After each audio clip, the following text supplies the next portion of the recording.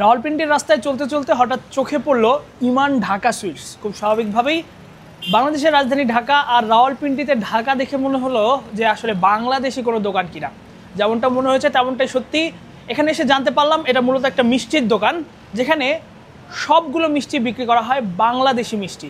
বাংলাদেশে আমরা যে কাঁচা গোল্লা খাই কিংবা কাঁচা সন্দেশ খাই, পাকিস্তানে অর্থাৎ রাওয়ালপিন্ডিতে এখানেই সেটা বিক্রি হয় এবং যেটা খুবই পপুলার পাকিস্তানিদের কাছে। এবং তাদের শোরুম শুধু রাওয়ালপিন্ডিতে নয়, লাহোরে, ইসলামাবাদে, এমনকি করাচিতেও এই ইমান ঢাকা শোরুম ছড়িয়ে পড়েছে এবং বাংলাদেশের মিষ্টি অনেক বেশি জনপ্রিয়তা পেয়েছে। আরও খোঁজ নিয়ে জানতে পারলাম যে এখানকার যিনি মিষ্টি তৈরি করেন অর্থাৎ যিনি কারিগর, তিনি মূলত একজন বাংলাদেশি আর তিনি পাকিস্তানে এসে এই মিষ্টির দোকানটা দিয়েছেন। চলুন ভেতরে যাওয়া যাক, গল্প শোনা যাক আসলে কিভাবে বাংলাদেশি মিষ্টি পাকিস্তানে এত জনপ্রিয় হলো। যেমনটা বলছিলাম, আসলে এখানে প্রথমেই এসে চোখ পড়লো এই মিষ্টিটাতে। এই মিষ্টিটার নাম ঠিক মিষ্টি নয়, মূলত এটা একটা ছানা, কাঁচা ছানা। বাংলাদেশে যেটা পাবনা অঞ্চলে খুব বিখ্যাত সেটা হচ্ছে কাঁচা ছানা এটা, এবং এই যে কাঁচা গোল্লা, এই দুটো খুব পাকিস্তানে খুবই জনপ্রিয় কিংবা পপুলার। যারা পাকিস্তানিরা তারা এসে এটাই কেনেন। একমাত্র ওয়ালটন এসি দিচ্ছে 1 বছরের রিপ্লেসমেন্ট গ্যারান্টি। আমি একটু জানতে চাই, আপনার নাম क्या है? मेरा नाम शरियार बासी है। शरियार बासी है। तो ये बांग्लादेश का कौन सा मिष्टी बहुत पॉपुलर है? ये हाँ जी, हमारे पास जो है वो सबसे पहले पनीर बर्फ़ी है। हाँ। ये हमारी स्पेशल है। इसके अलावा हमारे पास कच्चा गुल्ला और संदेश है। इसमें स्पेशलिटी है कि कम मीठे में खाने में, और ये दूध में ये दानेदार है। दूसरी ये पेड़े हैं जो कच्चा गुल्ला और जो संदेश है वो मलाई में बहुत सॉफ्ट है। तो ये दोनों आपका ये बहुत चल रही है पाकिस्तानी? ये तो बहुत ज़्यादा हमारी जो फेमस है ये, इसी की हमारी स्पेशलिटी यही है। ওকে, উনি বলছিলেন যে কাঁচা গোল্লা এবং কাঁচা সন্দেশ এটা খুবই জনপ্রিয়। এবং এদিকটা এসে আমরা একটু যদি খেয়াল করি, আমি একটু আসতে বলবো, এইখানটায় কালো জাম দেখতে পাচ্ছি। কালো জাম, এপাশে হচ্ছে রাজভোগ। নিশ্চয়ই এই মিষ্টিগুলো আপনারা পরিচিত বাংলাদেশে যারা আসলে মিষ্টি খান বা যাদের পছন্দ। এবং আরেকটা হচ্ছে রাজভোগ, এটা হচ্ছে রাজভোগ, আর এটা হচ্ছে মতিভোগ।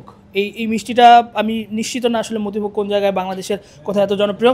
তো इस मिष्टी के लिए कोई बताए कुछ, ये कैसा चल रही है ये इसे? हाँ, इसमें इस तरफ आ जाइए।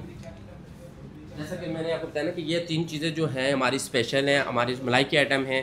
जो इसका नाम है बटर पफ, ये मलाई कड़ी, ये मलाई जामन। बटर पफ की जो बेस है वो रसगुल्ला है, सेंटर में क्रीम फिल है और टॉपिंग में कोकोनट क्रश किया जाता है। सर ये है मलाई कड़ी। मलाई कड़ी की बेस डाका चमचम है, मलाई फिल की हुई है, और ये मलाई जामन है। मलाई जामन में काला जामुन को मलाई के साथ फिल किया गया है। ये हमारी मलाई की आइटम आ गई। अब ये उसके अलावा हमारे पास 5 किस्म की हमारे पास हैं चमचम है। ये डाका चमचम है, और ये आगे वाइट में राजबरी चमचम, खीरमूल चमचम, और ये इसका आगे जी मोती चमचम, और एक छोटी चमचम है हमारी 5 चमचम। तो ये हमारे पास बंगाल की जो है बांग्लादेश की 5 चमचम हैं। इसके अलावा में हमारे पास और भी चमचम है 3-4, वो सर्दियों की आइटम होती हैं, विंटर सीज़न के लिए हम उनको यूज़ करते हैं। और उसके अलावा हमारे पास रसगुल्ला है, पाइनएप्पल रसगुल्ले 2 किस्म के हैं, एक है पाइनएप्पल रसगुल्ला है और एक वाइट रसगुल्ला है। और फिर इसके अलावा 2-3 किस्म के हमारे पास जामुन है, काला जामुन है, मलाई जामुन है और गुलाब जामुन है। तो ये आपका कारीगर बांग्लादेशी है? जी, हमारे कारीगर जो है वो बांग्लादेश के है। बांग्लादेश का कौन सी जगह में? ढाका के हैं। और कितने साल में पाकिस्तान पे आया तो फिर ऐसे कर रही है? जी, हमारे पास 18 साल से जब से हमने स्टार्ट लिया है वो हमारे साथ स्टार्ट में ही है। उनको जो हमारे साथ 18 साल कंप्लीट हो चुके हैं। 18 साल में? जी, 18 साल हो चुके हैं हमारे साथ। উনি বলছিলেন যে বাংলাদেশের ঢাকা থেকে যিনি কারিগর এসেছিলেন তার নাম হচ্ছে রফিক। তিনি এসে 18 বছর ধরে এই মিষ্টি তৈরি করছেন এবং সারা পাকিস্তানে এই মিষ্টি খুব বেশি জনপ্রিয়। এবং আরেকটা জিনিস আপনাদের যদি একটু দেখাই, এখানটায় আছে বাঙালি ক্ষীর, অর্থাৎ এখানে লেখাই আছে কিন্তু বাঙালি ক্ষীর, এবং এই নামটা দেখেই পাকিস্তানিরা এই ক্ষীরটা কেনেন। এবং আরেকটা রয়েছে যেটা হচ্ছে মিষ্টি দই, যে দইটা আসলে বাংলাদেশে বগুড়ার দই বলে আমরা জানি যে বিখ্যাত।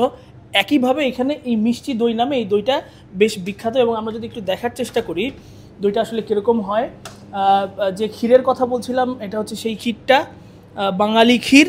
এবং দইটা দই দিয়েছে না, দই যে দইয়ের কথা বলছিলাম সেই দইটা হচ্ছে এটা হচ্ছে সেই দই, যে দইটা খুব বেশি জনপ্রিয়। এবং আমি তাদের ফেসবুকে আসলে দেখছিলাম যে আসলে কোন আইটেমটা বেশি চলে এবং সবার রিভিউ এই দইটার ওপর। খুব স্বাভাবিকভাবেই যখন আমরা কোনো একটা দেশে যাই, বাংলাদেশি খাবারের সন্ধান করি, বাংলাদেশি মানুষের সন্ধান করি, এবং রাওয়ালপিন্ডিতে এসে যখন এটা দেখলাম তখন আসলে খুব ভালো লেগেছে যে বাংলাদেশের একটা মিষ্টি কিংবা বাংলাদেশের যে মিষ্টির কারণে বাংলাদেশ এত জনপ্রিয় এখানে, সেটা আসলে অবাক করার মতোই। এতক্ষণ আমাদের সঙ্গে থাকার জন্য ধন্যবাদ। রাওয়ালপিন্ডি থেকে আমি তাসফিক পলক।